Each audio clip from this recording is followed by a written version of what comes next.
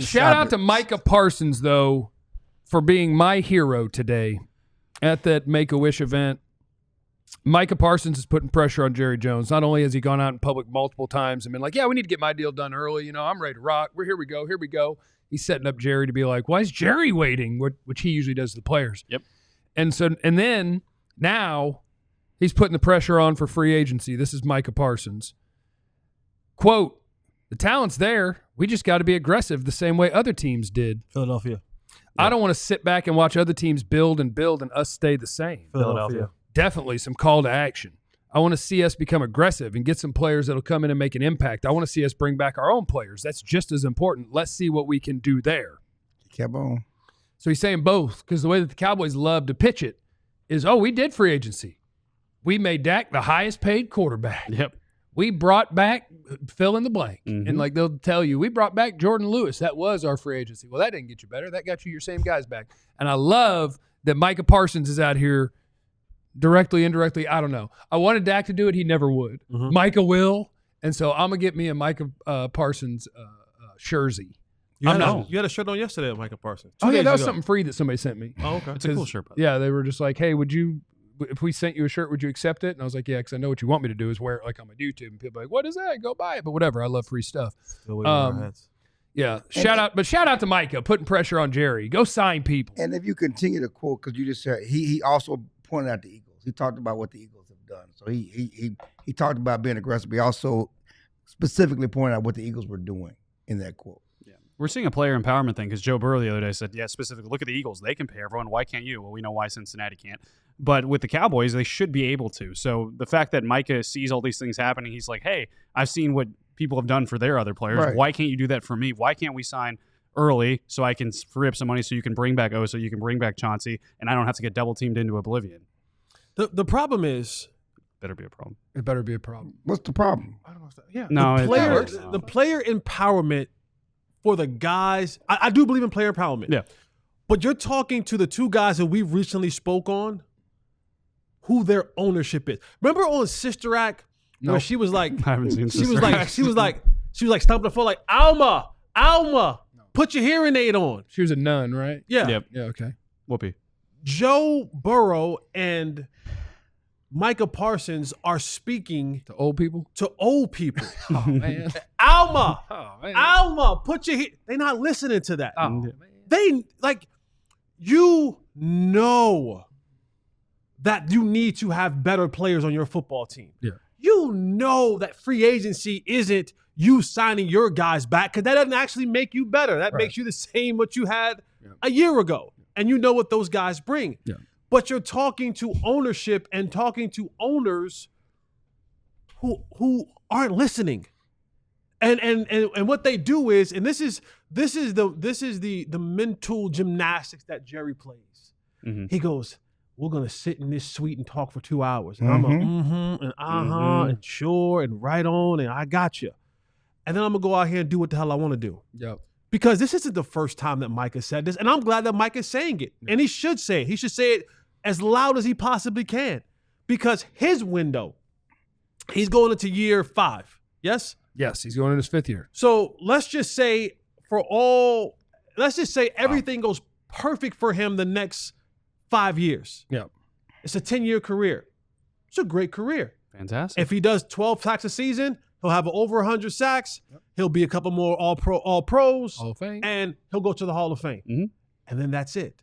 No championships, no real competition, no real playoff success. And the Joneses move on. And so for him is, I have to shout it now because my window is only 5 more years. And Micah said it. I only want to play till 10 years. Yeah. I don't want to play till I'm dragging across on the field. But these guys aren't listening. Joe Burrow's owner has been cheap forever. Yeah. Jerry has been cheap for a very long time. Yeah. So I applaud Micah for saying it. I applaud him for coming out and saying, we need to get better. Put it on him publicly like Jerry puts it on other players publicly when certain things have to come out to play, especially contracts. So for Micah, say it loud. I'm black. No. But say it loud. We need more players. The problem is, I don't think Alma has the hearing aid on. Well, You know what Almo was saying? My hearing aid's on. Micah, you want me to be aggressive. You want me to get more players. Help me out. Take less money. You said you was going to take less money. You want me? I can do what Micah should say back to Yeah, that. I know. Micah's very You online. Mike, I can help you. Because if he says that to you, Micah, Yeah, take less money. here's what you say to him. Let's do this together. You say, okay, you tell me how much less, and you tell me what you're going to do with it. Yeah. Because Right. the reason they're not the people on the Cowboys wouldn't take less, the reason that Dak would never be interested in taking less is because, number one, why? The rest of the quarterbacks, For who, for NFL what? agents, the rest of the employees would look at you like, what are you doing, dude? You're hurting all of us. We want the numbers going up. They make more, we make more. Stop hurting us. Right. That's number one. And you know who his agent is. His agent's not taking less Right. money. Right. Like, his I'm agent's just saying that. not taking less money. But you want me. Right. You're pressuring me Right. to take less. You said you would take less. Right. You said I don't have to be the highest paid guy. I want to sign all these guys.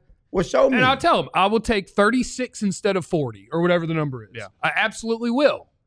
If what you're going to do with that 4 is you're going to sign somebody who counts 4 this year, that's a monster. Yeah. Saquon Barkley counted under $4 million this year. He's a $13 million player. You do it that way, because what the Cowboys do is they would ask you to take less, and with that 4, they would fill that 4 with a 1-year, $4 million deal, Right. and it would be your 4th linebacker. Right. No. You go get me a starting corner on a $13 million a year contract. The first year counts 4. I give you that 4. We could dance that way. Yeah. But I'm not going to help you when your help is going to be just filling up your salary cap on a 1-year deal and not helping us win at football. You want us to help you? Actually do something with it. Right. And he said, just to finish that quote, there's been a new wave in the NFL. You saw it with the Rams, even though they drafted some guys. You always get hit like that. You know what I mean? The 49ers went out and got Javon Hargrave. They went and got some impactful players on that side. There's some success to it. Look at Philly and how they went out and got Saquon Barkley, how they went out and got Zach Braun. Everyone doesn't need a max deal. They're quality players. They can do 1-year, 2-year deals. Obviously, we've seen that this year. There's been a trend. Yeah, and the trend is going to continue because this was a thing that became allowed in August. Starting in August, NFL teams are allowed to accept money from private equity and sell part of their team. The Eagles did it. And it is my belief they did that to have operating cash to do what they're doing. Liquid. As of today, the newest story is the New York Giants are looking into selling 8 to 10% of their team to private equity. You know why? So they can do business that way. As long as Joe Shane's making decisions, then it ain't going to matter. Would Jerry Jones No. ever give up a piece No.